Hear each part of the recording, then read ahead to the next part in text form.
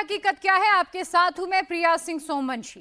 Hezbollah का chief Nasrallah ढेर हो चुका है और अब खबर यह है कि हिजबुल्लाह के ऑपरेशन काउंसिल का डिप्टी हेड नबील कौक भी इजराइल ने ढेर कर दिया है। इजराइल की आर्मी लेबनान बॉर्डर में एंटर करने वाली है और बॉर्डर के बाहर इजराइल ने अपनी टैंक आर्मी खड़ी कर दी है। इजराइल हिजबुल्लाह को अब पूरी तरह से खत्म कर देना चाहता है। हालात ऐसे बन गए हैं कि इजराइल के खौफ से हिजबुल्लाह के बाकी बचे लीडर बंकर में छिप गए। ईरान के बड़े बड़े नेताओं को भी बंकरों में भेज दिया गया। इजराइल तो अपना काम कर रहा है, लेकिन चौंकाने वाली तस्वीर हिंदुस्तान से आ रही है। नसरल्लाह मारा गया है। कश्मीर में लोग सड़कों पर निकल आए। महबूबा मुफ्ती और उमर अब्दुल्ला की पार्टी के लोग नसरल्लाह की मौत पर मातम मना रहे हैं। विरोध में चुनाव प्रचार करना बंद कर दिया है। कश्मीर में 1 अक्टूबर को तीसरे फेज का चुनाव होना है, लेकिन वहां के चुनाव में नसरल्लाह हिजबुल्लाह क्यों ट्रेंड कर रहे हैं? क्या कश्मीर के अंतिम फेज का चुनाव नसरल्लाह की मौत के बाद बदल गया है? क्या जिंदा नसरल्लाह से ज्यादा मारा गया नसरल्लाह हिंदुस्तान और दुनिया के लिए घातक है? नसरल्लाह की मौत के साइड इफेक्ट्स क्या क्या हो रहे हैं, कहां हो रहे हैं, सब कुछ देखिए इस रिपोर्ट में।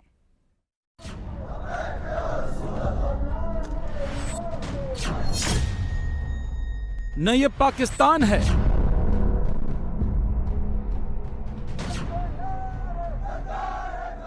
न ये फिलिस्तीन है,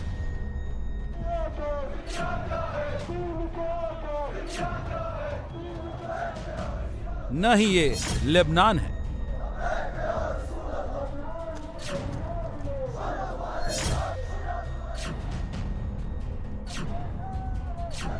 और न ही ये ईरान है।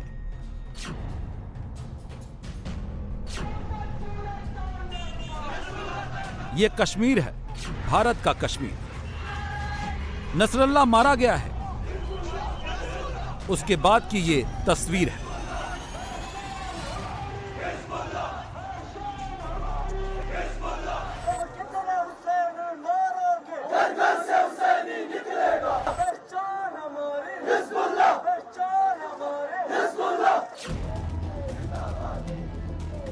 कश्मीर में तीसरे और अंतिम फेज का चुनाव 1 अक्टूबर को होना है। उससे पहले ही कश्मीर का माहौल बदल गया है।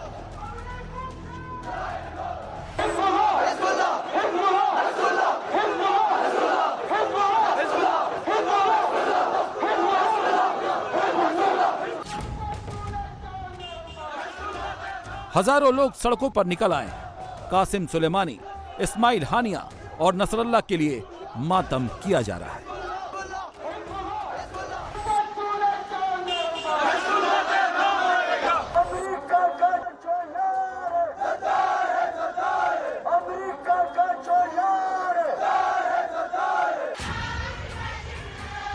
इजराइल अमेरिका को कोसा जा रहा है। हिजबुल्लाह पर हमले के विरोध में कश्मीरी नेताओं ने चुनाव प्रचार भी बंद कर दिया है। सवाल है कि हिजबुल्लाह का चीफ मर गया तो कश्मीर क्यों उबल गया? हिजबुल्लाह चीफ को मारा है, हर घर से हिजबुल्लाह निकलेगा। I am talking to the Israel, the chief minister of Israel. मैं हर उस इंसान से बात कर रही हूँ जो फलस्तीन के खिलाफ है।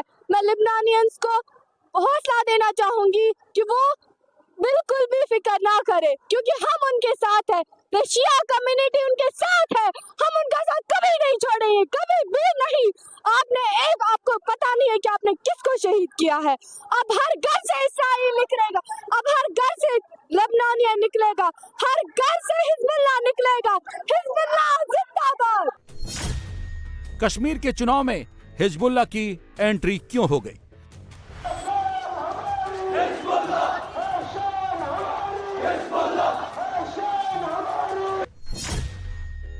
क्या कश्मीर के अंतिम फेज का चुनाव बदल गया है? क्योंकि लेबनान में हिजबुल्लाह के कमांडर सईद हसन नसरुल्लाह शहीद हो गए। असली हम शहादत वादा से नहीं डरते, बल्कि शहादत ही हमारा ईमान है। और जो शहीद होते हैं उनको खुदा से रिज़्क मिलती है और वो जिंदा होते हैं। और ना हम पीछे हटने वालों में से है और ना डरने वालों में से, बल्कि हम डट कर मुकाबला करने वालों में से और मजलूमों की हिमायत करने वालों में। बिना प्रचार किए भी महबूबा उमर क्यों माहौल बना रहे हैं?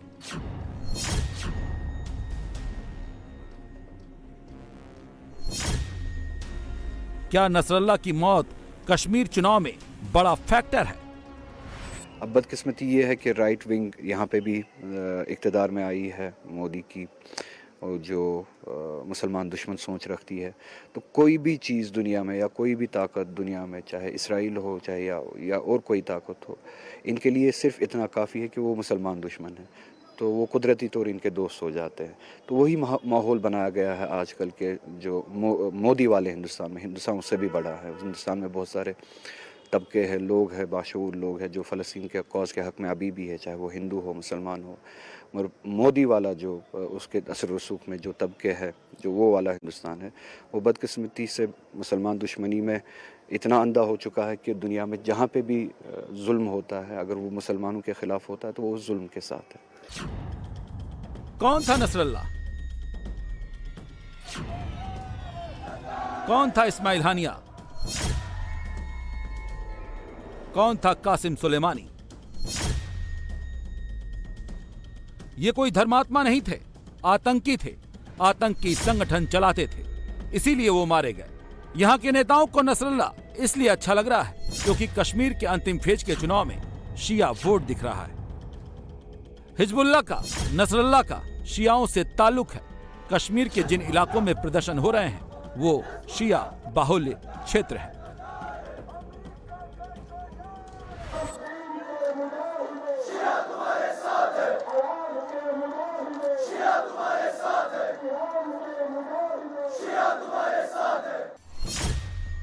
कश्मीर में शिया मुस्लिम करीब 14% हैं।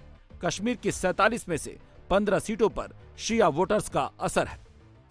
हम इस वक्त सेंट्रल कश्मीर के बडगाम ज़िले में मौजूद है, जहां पर हिजबुल्लाह सुप्रीमो हसन नसरुल्लाह की इजराइल एयर स्ट्राइक में मौत के बाद विरोध प्रदर्शन देखा जा रहा है। ये तस्वीर आप मेरे पीछे देख सकते हैं कि शिया कम्युनिटी के लोग जो है वो यहाँ पर आपको प्रदर्शन करते हुए नज़र आएंगे और जो हिजबुल्लाह के सुप्रीमो की मौत हुई है उसका विरोध यहाँ पर जताया जा रहा है। बिल्कुल पुरअमन तरीके से ये प्रोटेस्ट हो रहा है, किसी तरह की कोई वायलेंस नहीं है।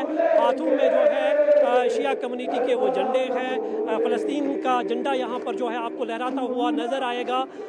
फ़लस्तीन के समर्थन में जो ये लोग जो है खड़े यहाँ पर आपको प्रोटेस्ट करते हुए दिखाई देंगे।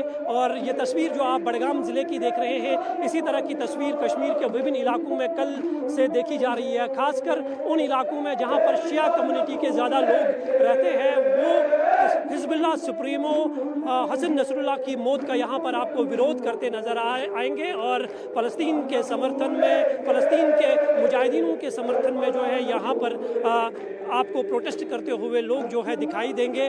और ये मातम की एक सूरत में जो है यहाँ पर आपको मर्सी करते हुए दिखाई देंगे। उनकी मौत का जो दुख है उसका इजहार यहाँ पर कर रहे हैं।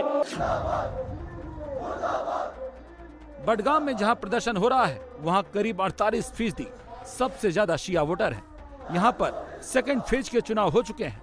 सवाल अब तीसरे फेज की शिया बाहुल्य सीटों का है। लिहाजा एनसी पीडीपी दोनों हिजबुल्लाह कर रही हैं।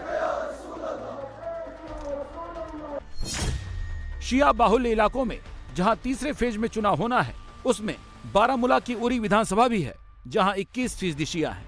बांदीपोरा का सोनावारी है जहां 30% शियाओं की तादाद है। बारामूला का गुलमर्ग है जहां 25% शिया हैं और बारामूला का ही पट्टन है जहां 35% शिया हैं। अभी तक वोट, पानी, बिजली, बेरोजगारी 370 पर कश्मीर में वोट पड़ रहा था, लेकिन अब माहौल बदल गया है। हिजबुल्लाह नसरुल्लाह मैटर पर सुन्नी वोटर को भले फर्क न पड़े, लेकिन आज का माहौल बता रहा है कि शिया वोट वहीं पड़ेगा जो सबसे जोर से हिजबुल्लाह करेगा।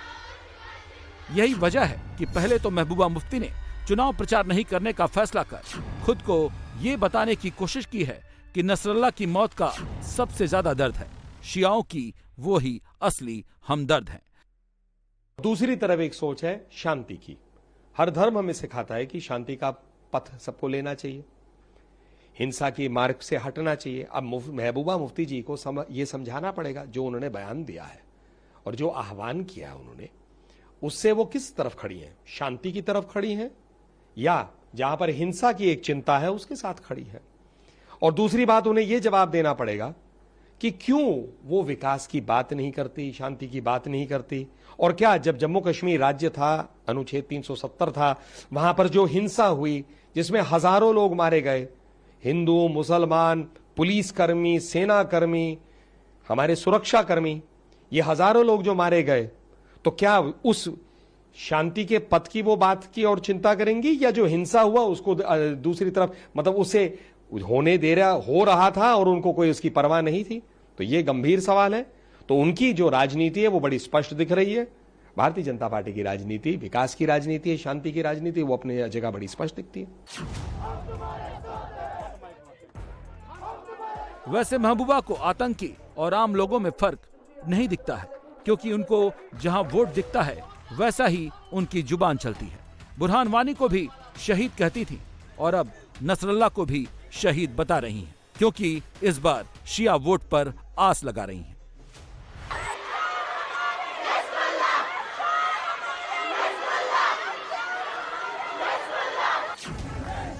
नेशनल कॉन्फ्रेंस भी हिजबुल्लाह कर रही है। शिया वोट की खातिर वो भी आतंकी में कोई फर्क नहीं कर रही है। इधर महबूबा ने चुनाव प्रचार छोड़ा, उधर श्रीनगर के उमर अब्दुल्ला के सांसद रुहल्ला मेहदी ने भी चुनाव प्रचार खत्म करने का ऐलान कर दिया। जैसे ही आपने ये खबर सुनी, आपने एक्स पर जो है लोगों को ये जानकारी दी कि वो चुनाव कैंपेन का हिस्सा नहीं बनेंगे, उसके लिए आपने लोगों से माफ़ी भी मांगी। तो इस तरह का प्रोटेस्ट दर्ज करके आप क्या जतलाना चाहते हैं? न सिर्फ जतलाना चाहता हूँ, बल्कि ये जैसा कि मैंने कहा, ये सिम्बलाइज़ करता है फ़लस्तीन और फ़लस्तीन के मज़लूमों की जो रेजिस्टेंस है, वो सिम्बलाइज़ करती है पूरी दुनिया में जो ऑप्रेस्ड लोग हैं उनकी होप। तो इस तरह का वाक़या जब आता है तो ये पूरी उम्मत के लिए, न सिर्फ पूरी उम्मत के लिए, हर कोई जो मज़लूम कौम है उनके लिए एक बहुत बड़ा सानिया है।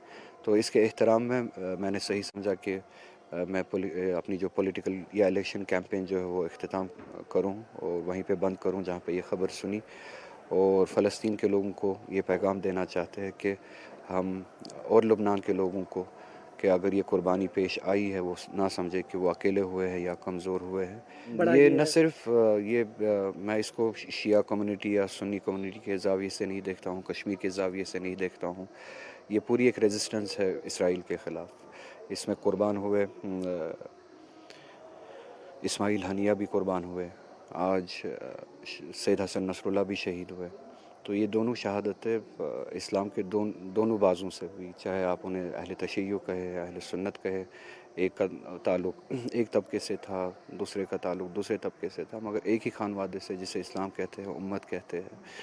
तो ये रेजिस्टेंस जो है ये न सिर्फ मुसलमानों की रेजिस्टेंस है, जैसा कि मैंने कहा, ये सभी उन मज़लूमों की रेजिस्टेंस है जिनको ताकत के ज़रिए दबाया जाता है, जिनको ताकत के ज़रिए दबाने की कोशिश किया जाता है।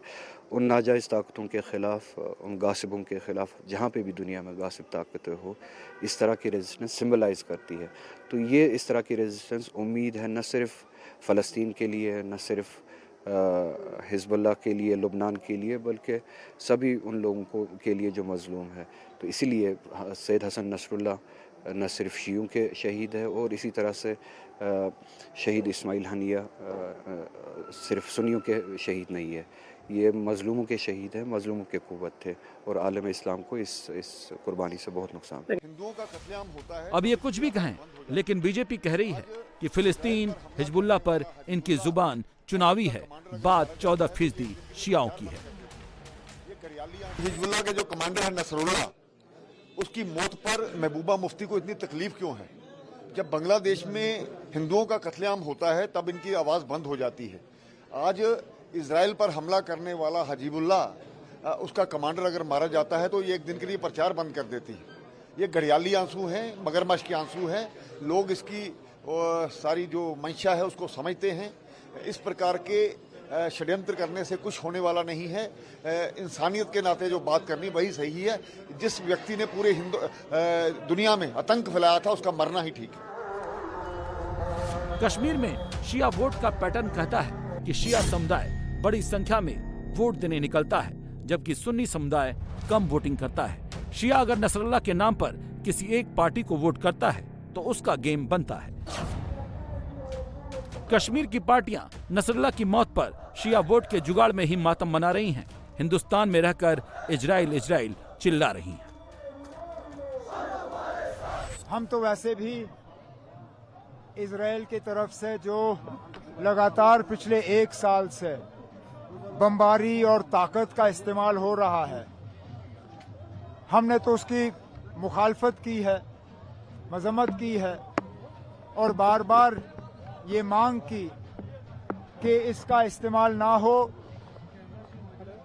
दुनिया की ताकतों को इजराइल पे दबाव बनाए रख के वहाँ पे बेगुनाह लोगों की मौत और उनको जख्मी करने का जो सिलसिला लगातार 1 साल से चल रहा है, उसको बंद करना चाहिए।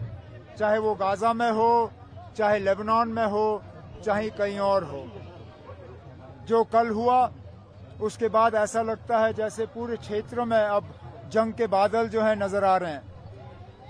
हिंदुस्तान की हुकूमत को, हिंदुस्तान के वजीर आजम को, बाकी मुल्कों के लीडरान को इजराइल पर दबाव बनाए रख के वहां दोबारा अमन कायम करने की मुकम्मल कोशिश करनी चाहिए। आज इजराइल ने हिजबुल्लाह के एक और बड़े कमांडर को ढेर कर दिया है। हिजबुल्लाह के ऑपरेशन काउंसिल का डिप्टी हेड नबील कौक को इजराइल ने मार गिराया है। नसरुल्लाह और हसन खलीली यासीन के मारे जाने के बाद नबील कौक का मारा जाना हिजबुल्लाह के लिए एक और बड़ा झटका है। देखिए, इजराइल जो इस समय कर रहा है हिजबुल्लाह के साथ, ये क्लियर कट है, जैसे सिर को धड़ से अलग कर रहा है। हिजबुल्लाह की लीडरशिप को टारगेट कर रहा है वो। अभी नसरुल्लाह के मारने से पहले उसने करीब 3 या 4 टॉप हिजबुल्लाह कमांडर्स को मार दिया था। उनकी एयर फोर्स जो भी कहते हैं उसका हेड, उनके लॉजिस्टिक्स का हेड, 3-4 वो मार दिए थे। अब नसरुल्लाह को मार दिया जो कि नर्व सेंटर है, फाउंटेन हेड है हिजबुल्लाह का, वो गया। आज अभी एक इंटेलिजेंस का जो चीफ है उसको मार दिया। तो आप समझ सकते हैं कि हिजबुल्लाह के जितने सीनियर कमांडर्स हैं वो सारे मारे जा रहे हैं। तो लीडरशिप तो गायब हो गई। 1 सेकेंडली, इजराइल ने इनका सारा कम्युनिकेशन, कोऑर्डिनेशन, कंट्रोल को डिसरप्ट कर दिया है, बर्बाद कर दिया है वो पेजर अटैक्स और वॉकी टॉकीज से। तो अब जो हिजबुल्लाह है, जो इसके फाइटर है, वो जैसे कहते हैं ना चिकन विदाउट अ हेड, दौड़ रहे हैं इधर उधर, उन्हें पता नहीं वो कैसे कोऑर्डिनेट करें। तो इजराइल ने ये अचीव करा है पिछले कुछ दिनों में हिजबुल्लाह के साथ। इस बीच हिजबुल्लाह ने हसन नसरुल्लाह और हसन खलीली यासीन की 36 घंटे के अंदर मौत के बाद हाशिम सैफुद्दीन को नया चीफ नियुक्त कर दिया है। नसरुल्लाह का चचेरा भाई है हाशिम सैफुद्दीन। अभी तक ये हिजबुल्लाह के पॉलिटिकल ब्यूरो का हेड था। किसी देश या आतंकी संगठन से डील यही करता है। ईरान के नेताओं का करीबी है हाशिम सैफुद्दीन। ये हिजबुल्लाह के जिहादी काउंसिल का भी हेड है। नसरुल्लाह की तरह हाशिम भी मौलवी है, काली पगड़ी पहनता है। हाशिम सैफुद्दीन को अमेरिका ने 7 साल पहले 2017 में ही आतंकवादी घोषित कर दिया था। हाशिम ने पेजर अटैक के बाद इजराइल के खिलाफ जहर उगलते हुए कहा था कि अब मिडिल ईस्ट में नया टकराव शुरू होगा। उसने धमकी देते हुए कहा कि अब इजराइल को सबसे बड़ा दंड दिया जाएगा। हिजबुल्लाह का इतिहास सुसाइड अटैक करने का रहा है। ऐसे में आशंका जताई जा रही है कि हिजबुल्लाह फिर से ऐसी कोई हरकत कर सकता है, जिसमें इजराइल के हिट लिस्ट में पहले नंबर पर है हिजबुल्लाह का नया बॉस हाशिम सैफुद्दीन, हिजबुल्लाह का deputy secretary general Naim Qassem. इसके अलावा पॉलिटिकल काउंसिल का head Ibrahim Amin al Sayyed, Hezbollah की पार्लियामेंट कमेटी का हेड मोहम्मद राद।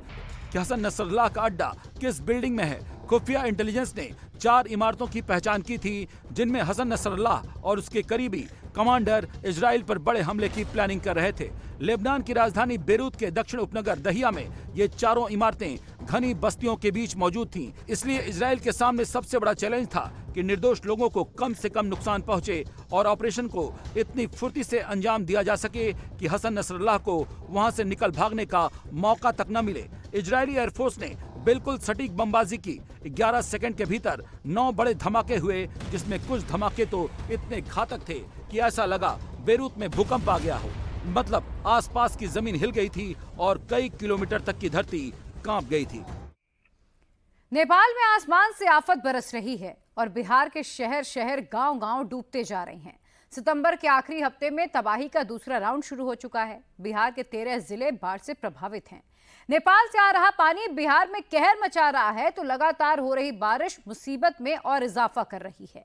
उत्तर बिहार के अधिकतर जिलों की तस्वीर एक जैसी है। सड़कों पर सैलाब बह रहा है, रिहायशी इलाकों में पानी का कब्जा हो गया है। नेपाल से लेकर बिहार तक की वेदर रिपोर्ट क्या है, इस डिटेल में देखिए।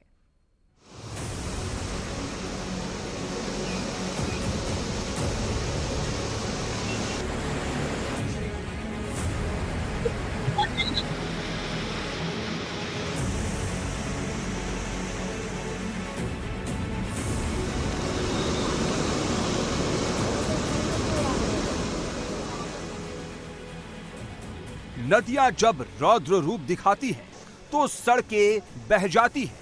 गाड़ियों की जगह सिर्फ और सिर्फ पानी का ही शोर होता है।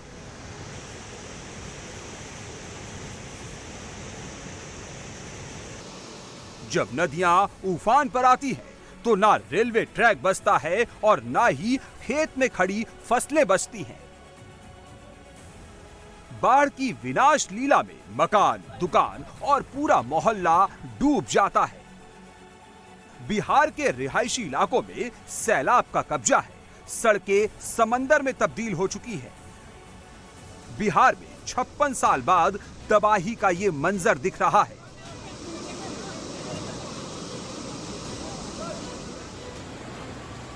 उन्नीस के बाद बिहार में कोशी का ये सबसे रौद्र रूप है।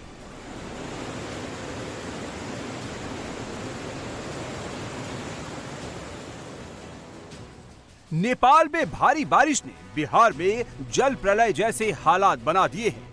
नेपाल से आए पानी की वजह से कोसी, गंडक समेत बिहार की कई नदियां उफान पर हैं। नेपाल में भारी बारिश की वजह से वीरपुर में मौजूद कोसी बैराज से 6,61,295 क्यूसेक पानी छोड़ा गया है, जो 1968 के बाद सबसे ज्यादा है। बिहार के 13 जिले ऐसे हैं जहां बाढ़ को लेकर हालात गंभीर हो गए हैं। नेपाल की बारिश से बिहार बेहाल हो रहा है। अररिया से लेकर सुपौल और दरभंगा से लेकर शिवहर तक नदियां उफान पर हैं। बारिश के बाद बाढ़ से बर्बादी की तस्वीर पूर्वी चंपारण, पश्चिमी चंपारण, सीतामढ़ी और मधुबनी से भी सामने आ रही है। बैराज का पानी नदियों में आने से लोगों की परेशानी बढ़ गई है। आबादी वाले इलाकों तक पानी पहुंचना शुरू हो गया है और ऐसे में लगातार हो रही बारिश से हालात और बेकाबू हो गए हैं। सहरसा में चारों तरफ पानी का सैलाब नजर आ रहा है। खतरे को देखते हुए बाढ़ प्रभावित इलाकों में एनडीआरएफ की टीमों ने मोर्चा संभाल लिया है। सहरसा के 4 तहसीलों में स्कूलों की छुट्टी कर दी गई है। बाढ़ से प्रभावित क्षेत्रों में लोगों को सुरक्षित स्थानों पर पहुंचाया जा रहा है। जिला प्रशासन लगातार लोगों से ऊंची जगहों पर जाने की अपील कर रहा है। जल स्तर में वृद्धि होने से बाढ़ की स्थिति उत्पन्न हो सकती है। नदी के आसपास बने हुए घरों के लोगों से आग्रह है कि वे बांध के बाहर बने हुए बाढ़ आश्रय स्थल या शरण स्थल में जाकर के आश्रय ले लें। लोगों से आग्रह है, जो भी बांध के नजदीक या तटबंध के अंदर बसे हुए लोग हैं, उनसे आग्रह है कि बांध के बाहर बने हुए आश्रय स्थल में जाकर के शरण ले लें। सैलाब के अटैक ने बिहार में खतरे का अलार्म बजा दिया है। पूरे राज्य में 2 लाख से ज्यादा लोग प्रभावित हैं। सहरसा और सुपौल में हालात सबसे ज्यादा डेंजर है। लोग अपनी गृहस्थी बचाने की जंग लड़ रहे हैं। गांव का गांव पलायन कर रहा है। ग्राउंड पर लोग मदद के लिए गुहार लगा रहे हैं। रोते बिलखते लोग एक मदद की आस में वीडियो जारी कर रहे हैं ताकि कहीं से मदद मिल जाए, किसी भी तरह से जान बच जाए। शासन प्रशासन से गुहार लगाए कि यहाँ के लोग जान बचाने के लिए कृपया किसी भी तरह का सहायता पहुंचा करके मिर्जाइन के लोगों का जान बचाया जाए।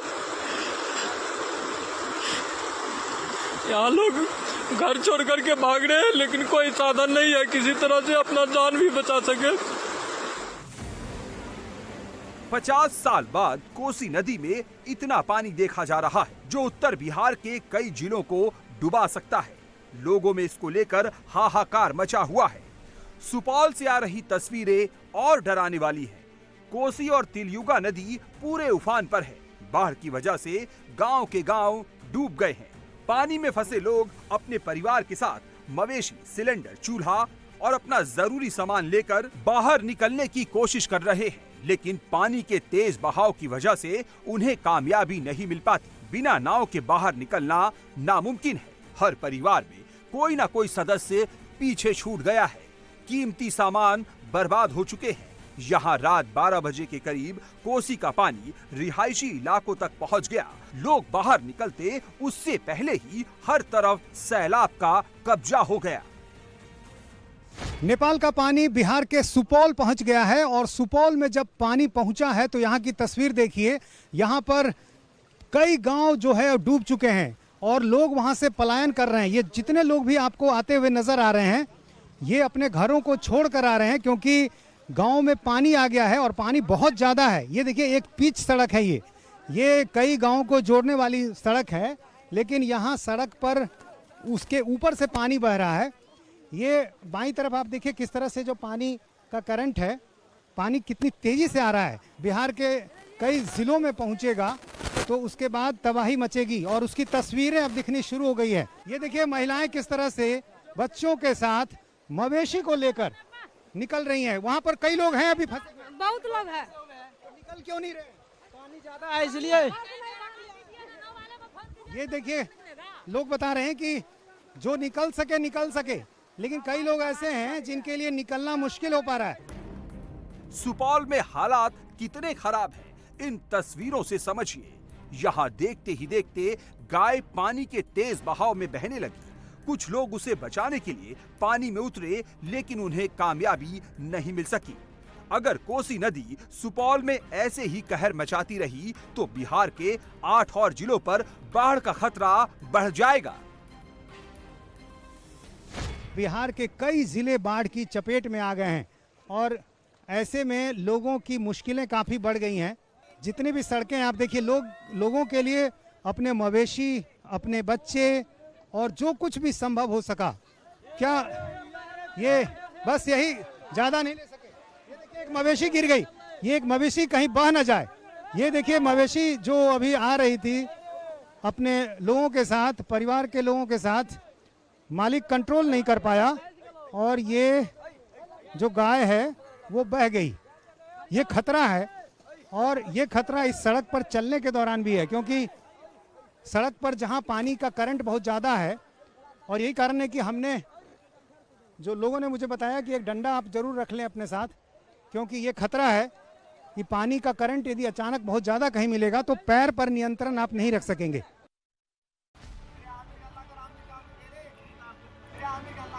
सुपौल के बाद अररिया की तस्वीर देखिए। अररिया के निचले इलाकों में बाढ़ का पानी पहुंचना शुरू हो गया है।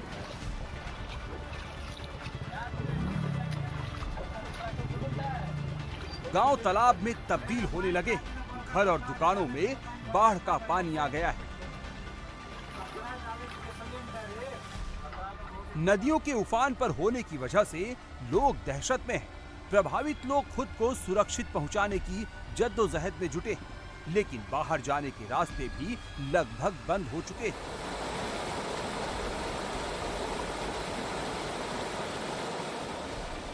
जोगबनी रेलवे स्टेशन के ट्रैक पर बाढ़ के पानी का कब्जा है, जिसकी वजह से इस रूट पर आने वाली ट्रेनों को या तो डाइवर्ट किया गया है या तो ट्रेनें रद्द कर दी गई हैं। पश्चिमी चंपारण में बाढ़ का खतरा बढ़ता जा रहा है। लगातार बारिश की वजह से गंडक नदी में भी उफान है। 21 साल बाद नेपाल के देवघाट से 6,40,000 क्यूसेक पानी छोड़ा गया है, जिसके कारण इंडो नेपाल बॉर्डर पर वाल्मीकि नगर के गंडक बैराज से भी पानी डिस्चार्ज किया गया है। लिहाजा दियारा के निचले इलाकों में नदी का पानी तेजी से फैलने लगा है, जिससे लोगों की मुश्किलें बढ़ रही हैं। वाल्मीकि नगर में हवाई अड्डा का रनवे और हेलीपैड दोनों डूब गए हैं। नदियों का जलस्तर बहुत अत्यधिक बढ़ रहा है। दरभंगा में बाढ़ के खतरे को देखते हुए अलर्ट जारी किया गया है। प्रशासन बागमती नदी के किनारे रह रहे लोगों से सुरक्षित जगहों पर जाने की अपील कर रहा है। प्रशासन के द्वारा आपको अलर्ट किया जा रहा है कि नदी के किनारे रहने वाले लोग, तटबंध के किनारे रहने वाले लोग अपनी सतर्कता बनाए रखें तथा सतर्क रहें। नदियों का जल स्तर बहुत अत्यधिक बढ़ रहा है। आपको प्रशासन की तरफ से चेतावनी दी जा रही है। मधुबनी में भी हालात बिगड़ते जा रहे हैं। यहाँ कोसी नदी समेत जिले में बहने वाली कमला और भूतही नदी के जल स्तर पर नजर रखी जा रही है। बाढ़ के खतरे को देखते हुए यहाँ लोगों के ठहरने के लिए सुरक्षित स्थानों का इंतजाम किया गया है। हर स्थिति पर जिला प्रशासन नजर बनाए हुए है। शिवहर में 3 दिनों से लगातार हो रही बारिश से खेत जलमग्न हो गए हैं। बागमती नदी खतरे के निशान से 2.22 मीटर ऊपर बह रही है। कई जगह बांधों में रिसाव हो रहा है, जिसके चलते करीब 1 दर्जन गांव में पानी घुस गया है। बाढ़ के खतरे को देखते हुए प्रशासन की तरफ से राहत और बचाव का काम जारी है। बिहार के गोपालगंज में गंडक नदी खतरे के निशान से ऊपर बह रही है। नदी का पानी कई गांवों में घुस चुका है। बाढ़ के पानी में 2 दर्जन से ज्यादा सरकारी स्कूल डूब चुके हैं। सड़कों पर दरिया बह रहा है। रिहायशी इलाके सैलाब की चपेट में हैं। बाढ़ का विकराल रूप लोगों को डरा रहा है। गोपालगंज के 42 पंचायत बाढ़ से प्रभावित है। हजारों लोगों को सुरक्षित जगहों पर पहुंचाया गया है। एनडीआरएफ की टीमें लगातार रेस्क्यू ऑपरेशन चला रही है। नेपाल में लगातार बारिश होने के कारण अब गोपालगंज के गंडक नदी में भी जलस्तर बढ़ने लगा है। यानी नेपाल के वाल्मीकि नगर बराज से कई लाख क्यूसिक पानी छोड़ा गया है, जिसकी वजह से वो अब गोपालगंज में प्रवेश कर गया है। आप मेरे पीछे तस्वीरों में देखेंगे कि इस वक्त मैं गोपालगंज के सदर प्रखंड के रामनगर में हूं और रामनगर का ये हाई स्कूल है। इस स्कूल की स्थिति देखेंगे कि किस तरह से यह पानी यानी बाढ़ के आगोश में आ गया है और ये तब तक उसी तरह से बंद रहेगा जब तक यह पानी बढ़ता रहेगा। यानी अलर्ट जारी किया गया है और यह कहा गया है कि लगातार जलस्तर में वृद्धि होने की संभावनाएं हैं।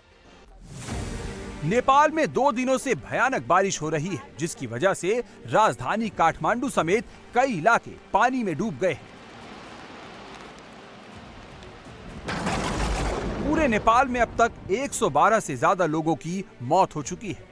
करीब 67 लोग लापता हैं और करीब 40 लाख लोग प्रभावित हैं। नेपाल में अगले 3 दिन तक स्कूल बंद कर दिए गए हैं। नेपाल में कई जगहों पर बारिश की वजह से लैंडस्लाइड हुए हैं। सिर्फ काठमांडू में ही भूस्खलन और बारिश की वजह से 37 लोग मारे गए। नेपाल के 56 जिलों में अलर्ट घोषित किया गया है। काठमांडू में 1970 के बाद सबसे ज्यादा बारिश हुई है। बागमती नदी खतरे के निशान से 7 फीट ऊपर बह रही है, जिसकी वजह से निचले इलाकों में बाढ़ का पानी घुस गया है।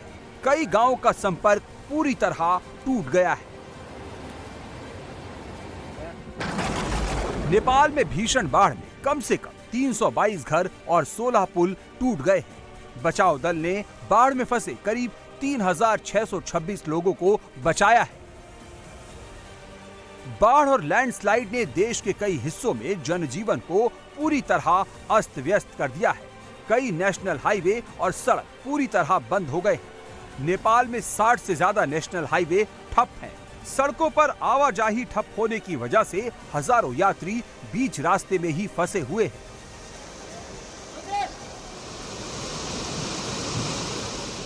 नेपाल में पिछले 54 साल से ऐसी बारिश नहीं हुई थी। नेपाल में कुदरत के कहर का असर सिर्फ वहीं तक नहीं रहने वाला। अगर जल्द ही नेपाल में हालात नहीं सुधरते हैं तो पूर्वी यूपी समेत उत्तर बिहार के कई जिलों में हालात और बेकाबू हो जाएंगे।